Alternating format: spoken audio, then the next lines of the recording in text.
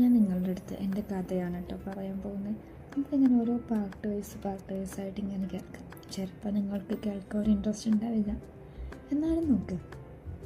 കഥ എന്ന് വെച്ചാൽ വെറുതെ എൻ്റെ കഥ പറഞ്ഞു പോകാനല്ല ഞാൻ ഉദ്ദേശിക്കുന്നത്. അതായത് നിങ്ങൾക്കും കൂടെ, അതായത് മറ്റൊരാൾ എക്സ്പീരിയൻസ് ചെയ്ത കാര്യങ്ങൾ കേൾക്കുമ്പം എന്നെ സംബന്ധിച്ച് എനിക്കതിൽ നിന്ന് പഠിക്കാൻ ഒരുപാടുണ്ടാവും.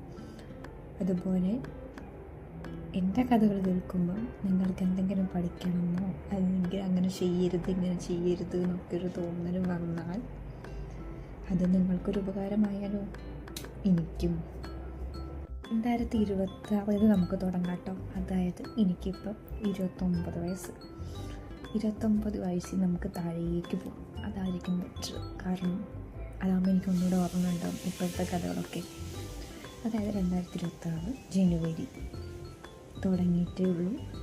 അപ്പം ഞാനുള്ളത് ഇപ്പോൾ ദുബായിലാണ്. ഞാൻ എങ്ങനെ ദുബായിലെത്തി അതൊരു കഥയാണ് കേട്ടോ.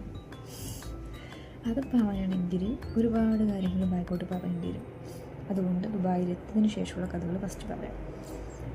ദുബായിൽ വന്ന ശേഷം സത്യം പറഞ്ഞു കഴിഞ്ഞാൽ ഞാൻ ഒരു വിസിറ്റ് വിസ എടുത്തിട്ടാണ് വന്നത്. കാരണം ബ്രദർ ഇവിടെയാണ് വർക്ക് ചെയ്യുന്നത്. അപ്പോൾ എനിക്ക് റൂമൊക്കെ അറേഞ്ച് ചെയ്ത് തന്നിട്ടുണ്ടായിരുന്നു. അതേപോലെ ഫുഡിന് വേണ്ട കാര്യങ്ങൾ മെസ്സ് അറേഞ്ച് ചെയ്ത് തന്നു. ഒക്കെ അവൻ സെറ്റ് ചെയ്ത് തന്നു എന്നെ പിക്ക് ചെയ്യാൻ വന്ന എയർപോർട്ടിൽ. അതുകൊണ്ട് തന്നെ എനിക്ക് ആ കാര്യങ്ങളൊന്നും അങ്ങനെ ബുദ്ധിമുട്ട് അനുഭവിക്കേണ്ടി വന്നിട്ടില്ല. ഇതുവരെ ബുദ്ധിമുട്ട് അനുഭവിക്കുന്ന ആൾക്കാരുണ്ട്. ദുബായിൽ ആരും ഇല്ലാതെ വരുന്ന ആൾക്കാരുണ്ട്. ഇവിടെ വന്നിട്ട് എന്ത് ചെയ്യണമെന്ന് അറിയാത്ത ആൾക്കാരുണ്ട്. എന്നെ സംബന്ധിച്ച് എനിക്കതൊക്കെ ഈസി ആയിരുന്നു. കാരണം എനിക്ക് വേണ്ട സാധനങ്ങളൊക്കെ അവൻ വാങ്ങിച്ചു വെച്ചിട്ടുണ്ടായിരുന്നു. അപ്പോൾ അതെനിക്ക് വളരെ ഹെൽപ്ഫുള്ളായിട്ടുണ്ട്. ഫസ്റ്റത്തെ 2 മാസം എന്നെ ഒരുപാട് സപ്പോർട്ട് ചെയ്തു. അതുകൊണ്ട് തന്നെ പക്ഷേ ആ സമയത്ത് നമ്മൾ സ്ട്രഗിൾ ചെയ്തത് ജോലി കിട്ടാൻ വേണ്ടിയിട്ടാണ്. ജോലി കിട്ടണമെങ്കിൽ നമ്മൾ എന്ത് ചെയ്യണം? ഓൺലൈൻ വഴി അപ്ലൈ ചെയ്തേ കിട്ടുള്ളൂ. കാരണം ബ്രദർ അതൊരു പൊസിഷൻ വർക്ക് ചെയ്യുന്നുണ്ടെങ്കിലും നമ്മുടെ ഫീൽഡ് വേറെയാണ്. അപ്പം അവരെ സംബന്ധിച്ച് അവർക്ക് അതിൽ റെഫറൻസ് ചെയ്യാനുള്ളൊരു ഹോൾഡ് ഉണ്ടാവില്ല. അവർക്ക് നല്ലൊരു ഹോൾഡ് ഉണ്ടാവണം ഒരു ഫീൽഡിൽ നമ്മൾ റെഫർ ചെയ്യണമെന്നുണ്ടെങ്കിൽ. അതല്ലെങ്കിൽ ഒരൊറ്റ വഴി നമ്മൾ തന്നെ CV അയച്ച് ഇൻ്റർവ്യൂ അറ്റൻഡ് ചെയ്ത് ജോലി കിട്ടുക എന്നുള്ളതാണ്.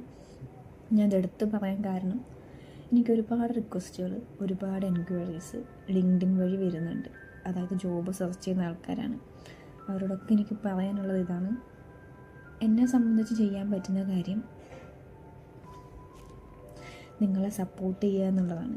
മെൻ്റലി സപ്പോർട്ട് ചെയ്യുക. എങ്ങനെ ചെയ്യണം, എന്ത് ചെയ്യണം എന്ന് നിങ്ങൾക്ക് പറഞ്ഞു തരാം. അല്ലാതെ റെഫറൻസ് ചെയ്യാനുള്ളൊരു ഹോൾഡ് എനിക്കിവിടെ ആയിട്ടില്ല. നിങ്ങൾ വിചാരിക്കും നമുക്ക് അഹങ്കാരമായിട്ടാണ്, നമുക്ക് അങ്ങനെയാണ്, നമുക്ക് സഹായിക്കാൻ താല്പര്യമില്ല. അതല്ല സത്യം. ദുബായ് അങ്ങനെയാണ്. എനിക്ക് നിങ്ങളെ എങ്ങനെ പറഞ്ഞ് മനസ്സിലാക്കണം എന്നറിയില്ല. ഞാൻ ഇവിടെ നിന്ന് പറയുന്നതിനേക്കാൾ കൂടുതൽ ഇവിടെ വന്ന് എക്സ്പീരിയൻസ് ചെയ്ത് കഴിയുമ്പോഴായിരിക്കും നിങ്ങൾക്കത് മനസ്സിലാവുന്നത് കേട്ടോ.